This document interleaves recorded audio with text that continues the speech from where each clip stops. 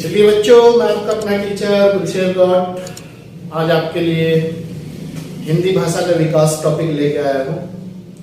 क्योंकि हमारे आगामी जो परीक्षा है उत्तराखंड, उनमें सब एग्जामों में इसकी महत्वपूर्ण भूमिका है। उसी चीज को देखते हुए मैंने आपको पहले भी बताया कि हम उत्तराखंड के स्पेशल एग्जाम को देखते हुए आपके लिए उत्तराखंड और हिंदी और बाकी अन्य जो भी विषय है उन सबको एक जहां से ज्यादा क्वेश्चन बन सकता है एग्जाम में, उन सबको फोकस के साथ हम आपको क्लास कराएंगे। तो उसी चीज को हम ध्यान में रखते हुए और अपनी क्लास को आगे बढ़ाते हुए हम लोग आज डिस्कस करेंगे और अपने टॉपिक पर। आज का हमारा टॉपिक है विषय सामान्य हिंदी और टॉपिक नंबर 1 हिंदी भाषा का विकास।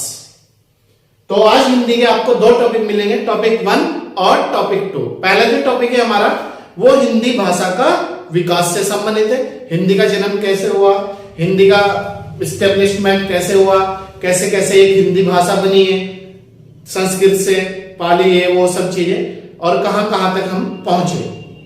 और इसके बाद जो दूसरा टॉपिक 2 मिलेगा आपको, उसमें आपको स्वर, व्यंजन, अंतस्थ व्यंजन और हमारे स्पर्शी, संघर्षी टॉपिक नंबर 2 में वो मिलेगा आपको। तो आज हमने आपको 2 टॉपिक दिए हैं, हिंदी भाषा का विकास और स्पर्शी, संघर्षी, स्वर, व्यंजन वगैरह का टॉपिक, वो आपको टॉपिक नंबर क्लास नंबर 2 में मिलेगा।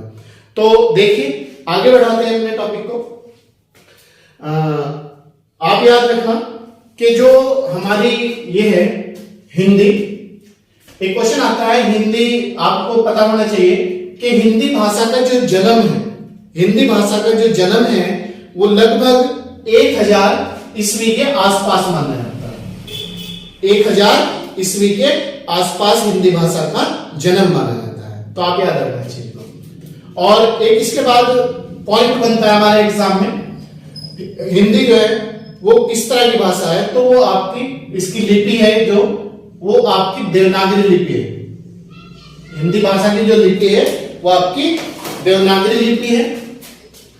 और इसके बाद एक पॉइंट मैं आपको पहले बता दूं कि हिंदी का जो विकास क्रम है, इससे भी बार बार उत्तराखंड के एग्जाम में क्वेश्चन बनते हैं और बनते हैं कंटिन्यू, और बने हैं पहले भी। चाहे आप उत्तराखंड के जब तक एग्जाम हो रहे हैं उनके एनालिसिस करके देखिएगा तो ये क्वेश्चन बहुत ज्यादा बार बार देखने को मिलेगा आपको। हिंदी भाषा का विकास क्रम क्या है? तो जो हमारी मूल भाषा थी तो वो थी संस्कृत। संस्कृत का ही हिंदी ट्रांसलेट रूप है, अगर मैं आपको एक बात बताऊं। अब देखिए कैसे कैसे इसका क्रम है, क्रम याद रखना। जो मूल भाषा है वो है संस्कृत, संस्कृत से पाली, पाली से प्राकृत, संस्कृत, पाली, प्राकृत, अपभ्रंश और हिंदी। तो अगर एक वर्ड में कहे हिंदी 5वां चरण है जन्म का। क्यों? पहला संस्कृत, दूसरा पाली, तीसरा संस्कृत, चौथा अपभ्रंश और 5वीं हिंदी। तो ये इसका विकास क्रम है, आप याद रखना। विकास क्रम से अगर क्वेश्चन आ जाए एग्जाम में, इसका क्रम लगवाता है कभी कभी। अब इसके बाद हम देखते हैं हिंदी विश्व की, हिंदी जो है, हिंदी जो भाषा है विश्व की लगभग 3000 भाषाओं में से एक है। हिंदी विश्व की लगभग 3000 भाषाओं में से एक है। और यह माना जाता है आकृति या रूप के आधार पर, एक क्वेश्चन अगर एग्जाम में आ जाए किस तरह की भाषा है, विश्लिष्ट, आकृति और रूप के आधार पर जो है आपकी विश्लिष्ट और वियोगात्मक भाषा है।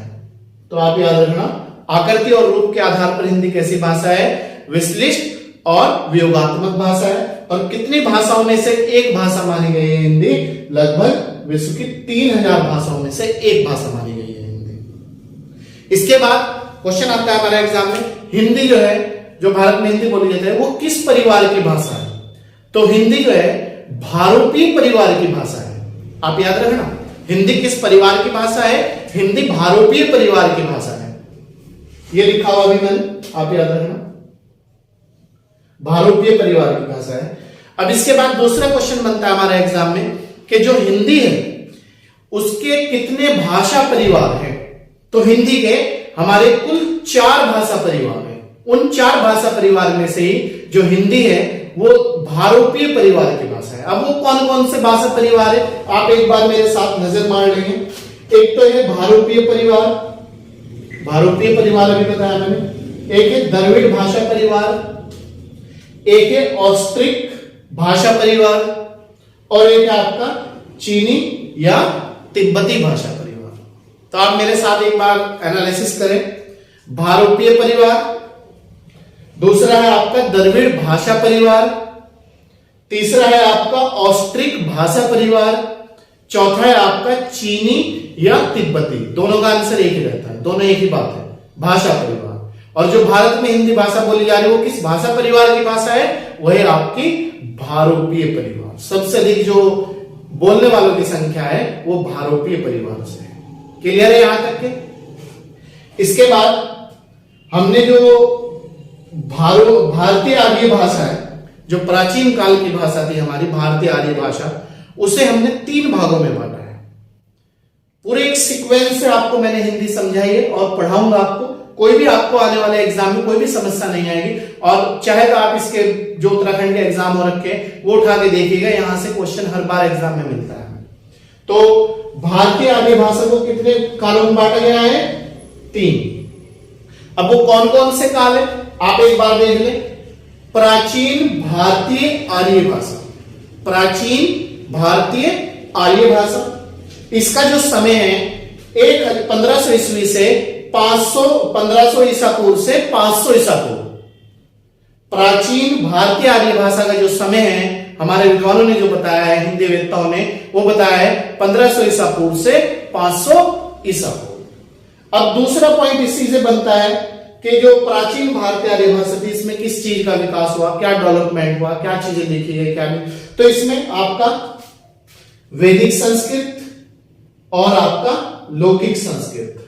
तो प्राचीन भारतीय आर्य भाषा में वैदिक संस्कृत और लौकिक संस्कृत शामिल है। इसके बाद दूसरा मध्यकालीन भारतीय आर्य भाषा, मतलब जो हमारा मध्यकालीन कह लो कि दिल्ली सल्तनत से लेके और मुगलों वगैरह तक के मध्यकाल में आता है। तो इस समय क्या था, मध्यकालीन भारतीय आर्य भाषा का जो समय है 500 ईसा पूर्व से 1000 ईस्वी। तो मध्यकालीन भारतीय आर्य भाषा का जो समय है आप याद रखना 500 ईसा पूर्व से 1000 ईस्वी।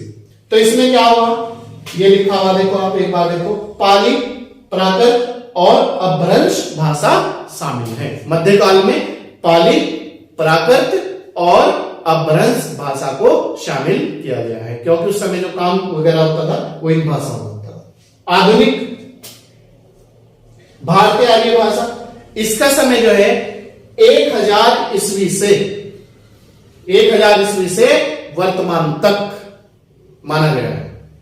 तो इसमें देखते हैं क्या है, इसमें हिंदी तर, हिंदी तर का मतलब है ये आधुनिक भारतीय आर्य भाषा में हिंदी के अलावा अन्य जो भाषाएं थी वो भी शामिल करी गई है। देखिए जैसे बांग्ला भाषा, बंगाल के लोगों की भाषा, असमिया, असम के लोगों की भाषा, उड़िया, उड़ीसा के लोगों की भाषा, पंजाबी, पंजाब के लोगों की भाषा, राजस्थानी, राजस्थान के लोगों की भाषा, इस तरीके से और भी मराठी, महाराष्ट्र के लोगों की भाषा, सिंधी, गुजराती, ये सब इसमें, सिंधी पंजाब वाला क्षेत्र जो होता है या आपका पाकिस्तान वाला जो क्षेत्र होता है सिंध प्रांत, तो ये उस समय एक ही होता था हमारे यहाँ, तो ये भी इसमें शामिल करी गई है। तो अब याद रखना आधुनिक भारतीय आर्य भाषा का जो समय 1000 ईस्वी से वर्तमान तक है और उसमें अनेक भाषाओं को शामिल किया गया है।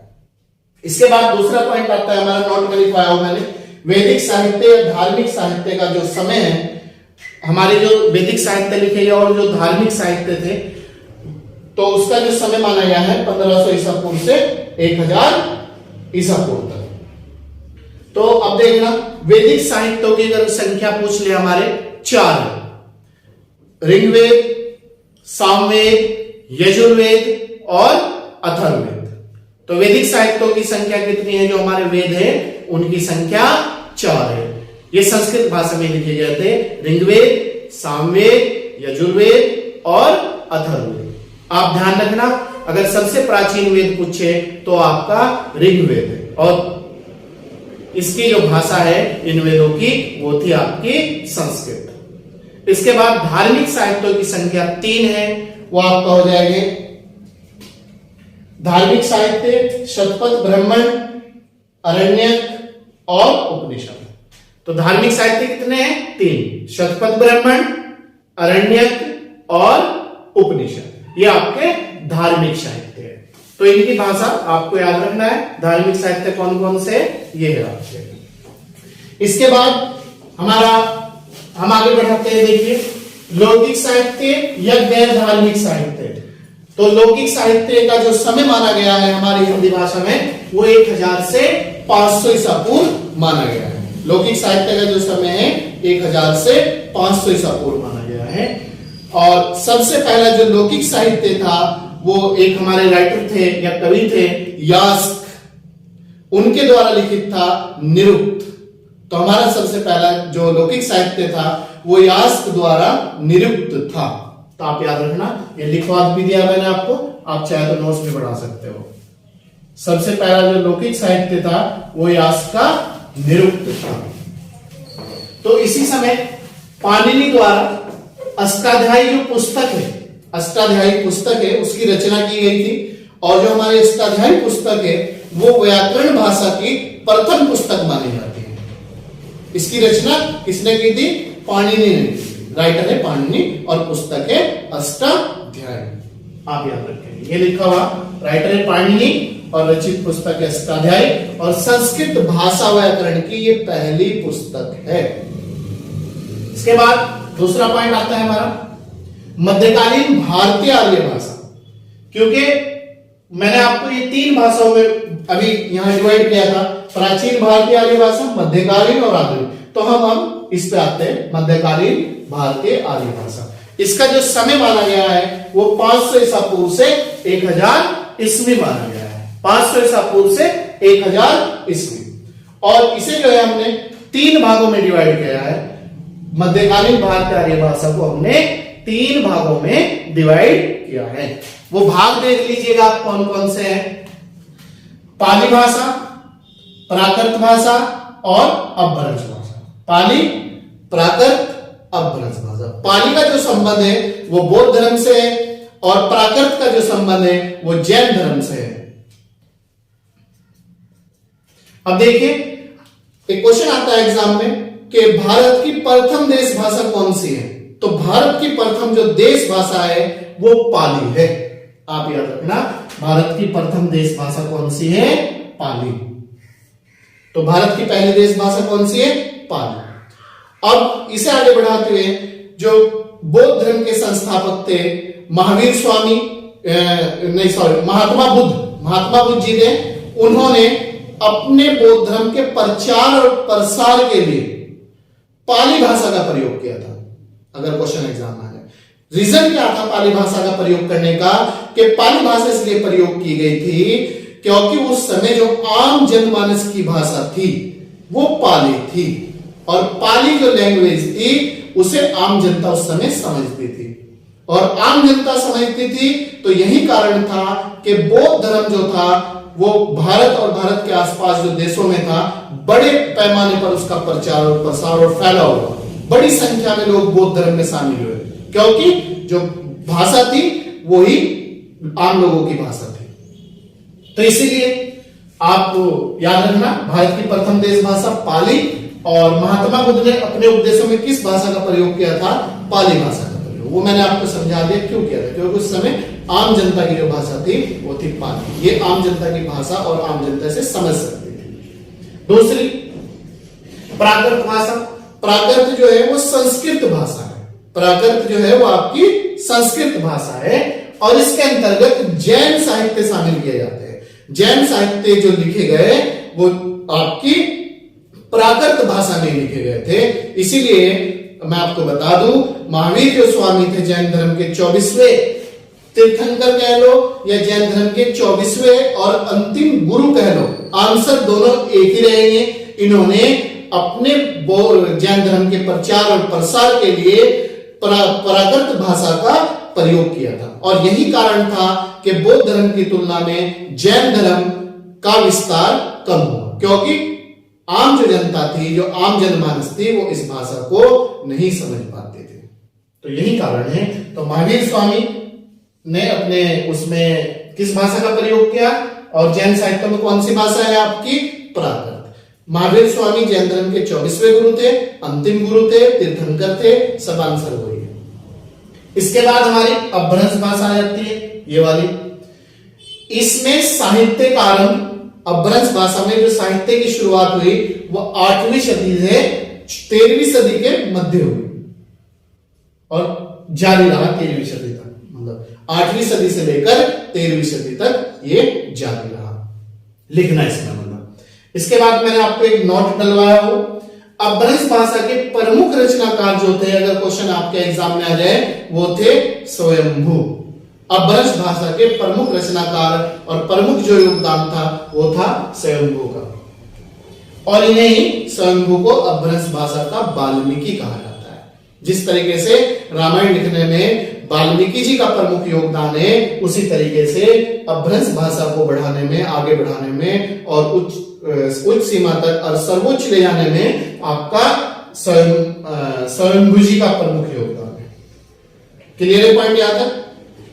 और स्वयंभू की जो प्रमुख प्रसिद्ध पुस्तक है वो है आपकी पौमचर्यो।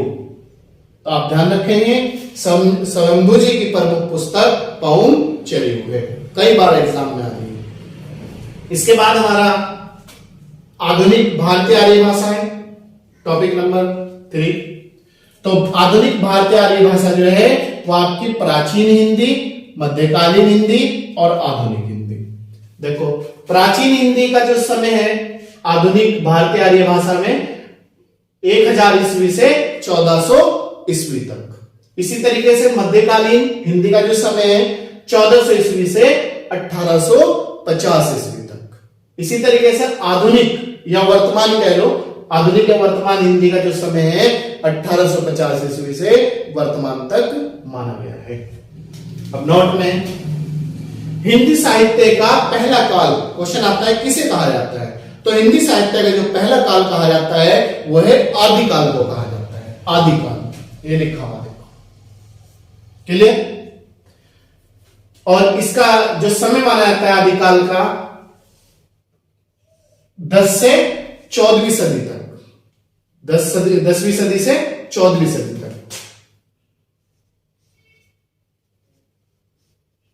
ये लिखा हुआ 10वीं सदी से 14वीं सदी तक। और एक पॉइंट और ध्यान रखना, वीरगाथा काल किस काल को कहा जा? तो वीरगाथा काल आदिकाल को ही कहा जाता है।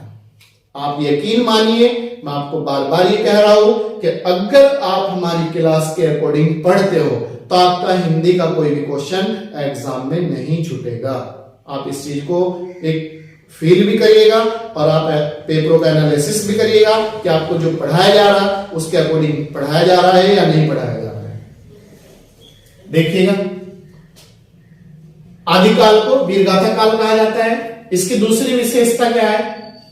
इस समय आदिकाल में ही अपभ्रंश भाषा समाप्त हो रही थी। आप याद रखना, जो अपभ्रंश भाषा थी वो आपकी यहां पर समाप्त हो रही थी। ये अपभ्रंश भाषा जिसके रचनाकार स्वयंभू को माना जाता है। तो आदिकाल तक आते आते ये भाषा आपकी समाप्त हो रही थी। दूसरी विशेषता इसकी, इस समय आपका आदिकाल में कोई भी नई भाषा नहीं आई थी, कोई भी नई भाषा का जन्म नहीं हुआ था।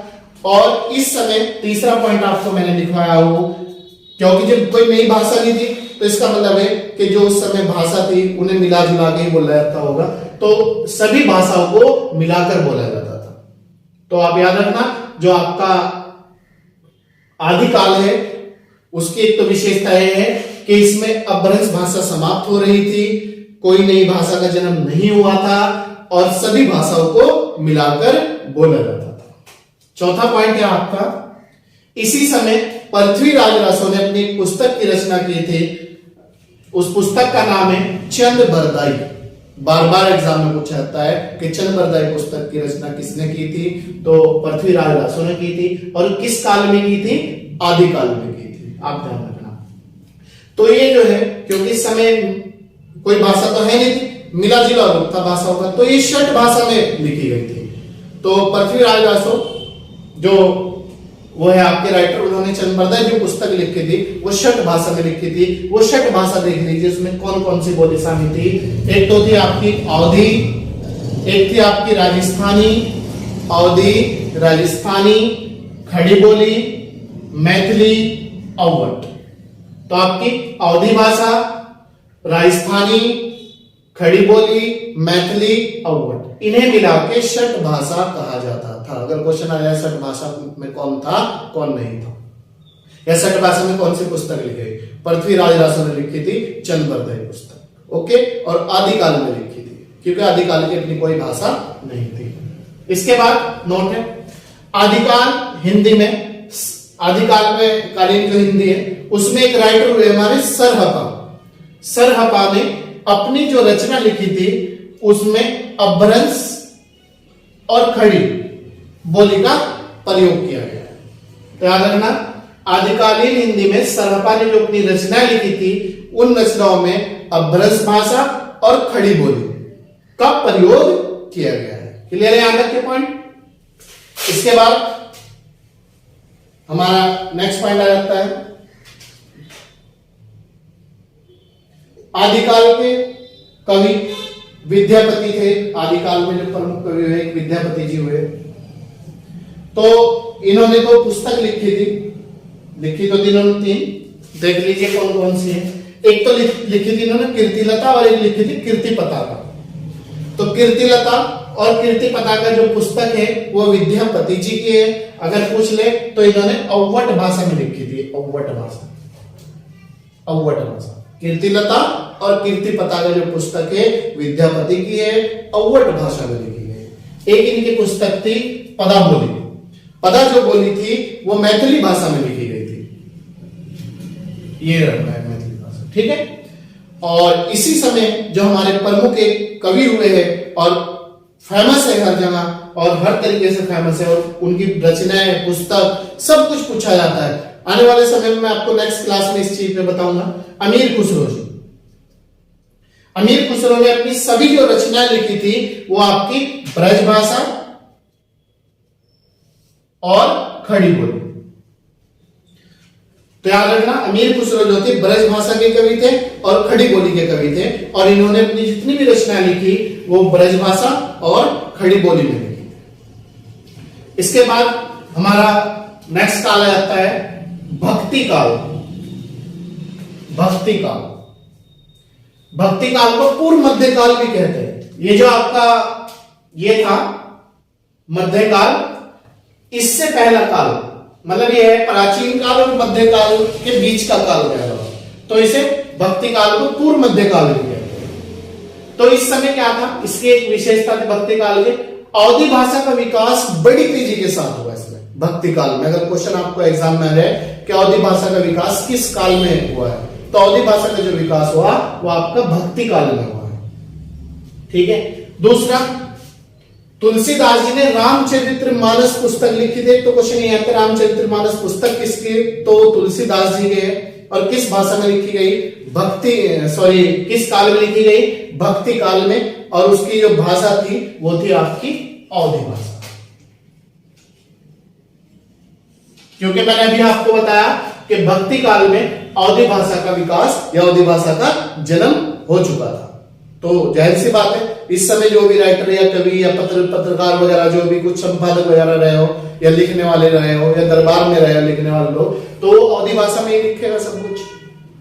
इसकी दूसरी एक विशेषता थी भक्ति काल की, इस भाषा को शिखर पर तुलसीदास जी ने अपनी रामचरित्र जो मानस पुस्तक थी उसके द्वारा इस भाषा को पहचान दिलाई और एक शिखर पर पहुंचाने का श्रेय भी उन्हीं को जाता है इस भाषा का।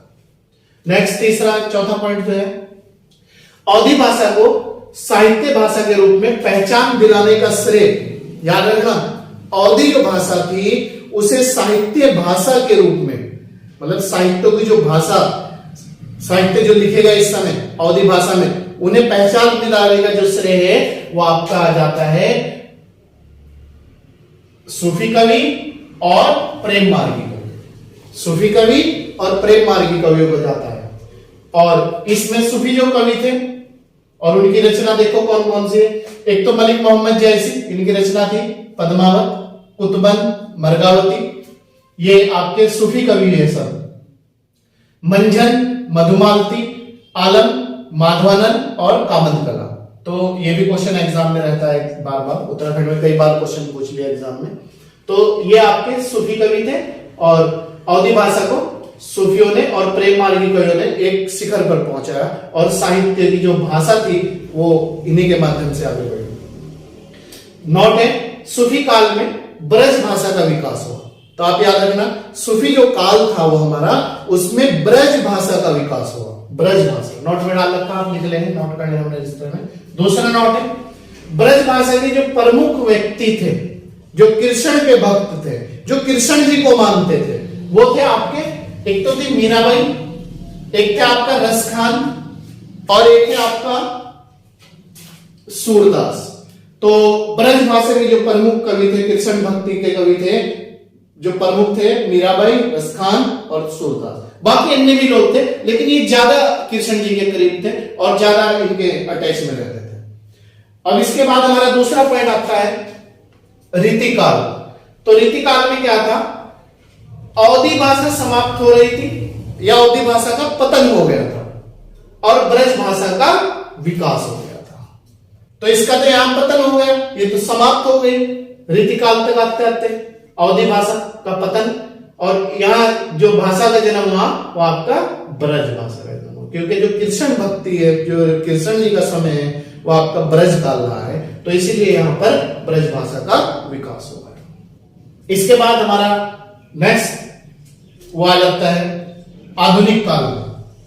तो आधुनिक काल में ब्रज भाषा का जन भाषा से दूर हो गई थी, ब्रज भाषा जन भाषा से दूर हो चली थी। इसका मतलब यह है कि आधुनिक काल तक आते आते जो हमारी ब्रज भाषा थी, जो आपका कृष्ण जी, आपका मीराबाई का जो समय बोल दी जाती थी, तो आधुनिक काल तक आते आते उसे आम जनता ने बोलना कम कर दिया था। वो पतन की ओर बढ़ने लगी थी, मतलब धीरे धीरे स्टेप बाय स्टेप पतन की ओर बढ़ने लगी थी। तो याद रखना, आम जनता की भाषा से दूर हो गई थी। दूसरा पॉइंट है अवधी। तो मैंने आपको बताया कि जो अवधी भाषा थी वो तो पहले ही समाप्त हो गई थी। तो यहां तक आधुनिक काल तक आते आते ब्रज भाषा और अवधी भाषा, इन दोनों का स्थान खड़ी बोली ने ले लिया था। ये लिखा हुआ है यहां पर, खड़ी बोली ने ले लिया था। तो याद रखना, खड़ी बोली ने किसका स्थान लिया था, ब्रज भाषा और अवधी भाषा। तो ब्रज भाषा और अवधी भाषा का जो तीसरा चरण था वो था आपका खड़ी बोली। क्लियर है पॉइंट यहां तक? ओके। अब 1 2 3 नोट में है 2 पॉइंट, ये देख लें।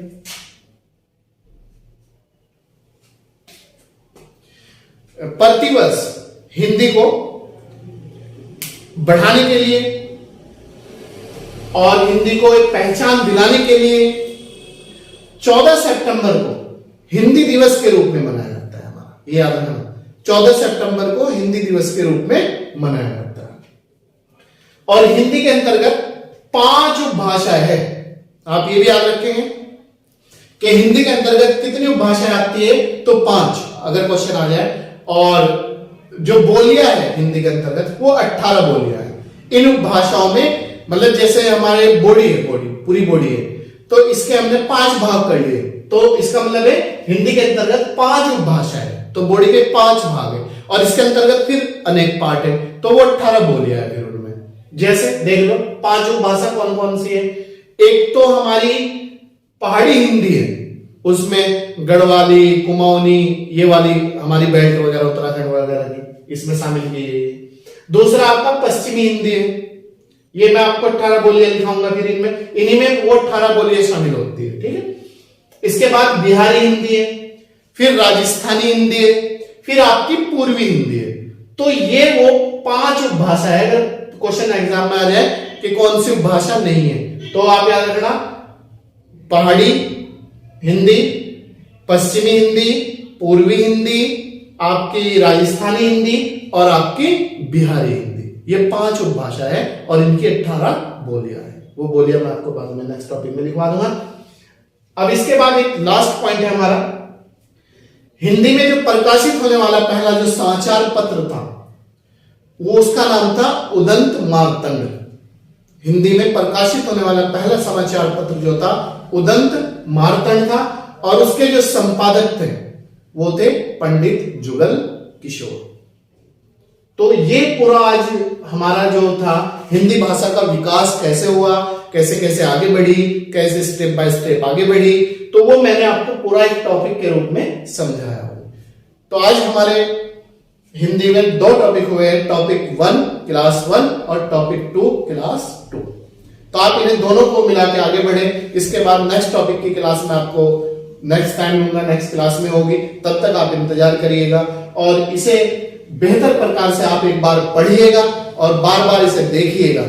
तो इन्हीं सब चीजों को लेके हम आगामी जो हमारी परीक्षा है उन सब चीजों को ध्यान में रखते हुए हम आपको सिलेबस करा रहे हैं। वो चाहे हमारा पुलिस का एग्जाम हो, एसआई का एग्जाम हो, ग्रुप सी का एग्जाम हो, या आपका लेखपाल या पटवारी का एग्जाम हो, या कोई भी उत्तराखंड का एग्जाम हो, स्पेशल क्लास हिंदी में उन्हीं चीज को देखते हुए ली जा रही है। तो आप इस चीज को अगर आगे बढ़ाइएगा, हमारे चैनल को लाइक और शेयर और ये सब चीज जरूर करिएगा, और ज्यादा से ज्यादा बच्चों को हमारे चैनल के बारे में बताइएगा कि गुलसेर सर के द्वारा ये सब क्लास ली जा रही है। तो इसी चीज को लेके मैं अपनी क्लास को विराम देते हुए मिलते हैं आपसे कल नेक्स्ट क्लास में।